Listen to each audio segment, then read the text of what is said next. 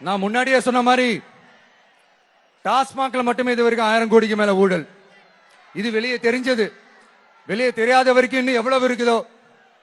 அதே மாதிரி நகராட்சி துறையிலையும் 1000 கோடிக்கு மேல ஊழல். நம்ம பசங்க பிள்ளைங்க எல்லாம் படிச்சுட்டு வேலை தேடி எங்கெல்லாம் எப்படியெல்லாம் அலையறாங்க. அதுக்கு இந்த கவர்மெண்ட் என்ன செஞ்சிருக்காங்க தெரியுமா? இந்த நகராட்சி துறையில வேலை வாங்கி தரதா சொல்லிட்டு கோடிக்கணக்கான பணத்தை லஞ்சமா வாங்கிக்கிட்டு தகுதியானவங்களுக்கு வேலை வாய்ப்பை இல்லாத அளவுக்கு பண்ணிருக்காங்க. இதெல்லாம் எவ்வளவு பெரிய ஒரு ஏமாத்த வேலை.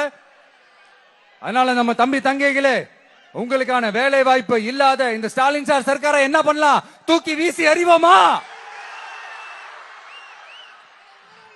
உங்களுக்கு பாதுகாப்பு இல்லாத, உங்களுக்கு வேலை வாய்ப்பு இல்லாத இந்த தீய சக்தி திமுக அரசு என்ன பண்ணலாம்? தூக்கி வீசி அறிவோமா?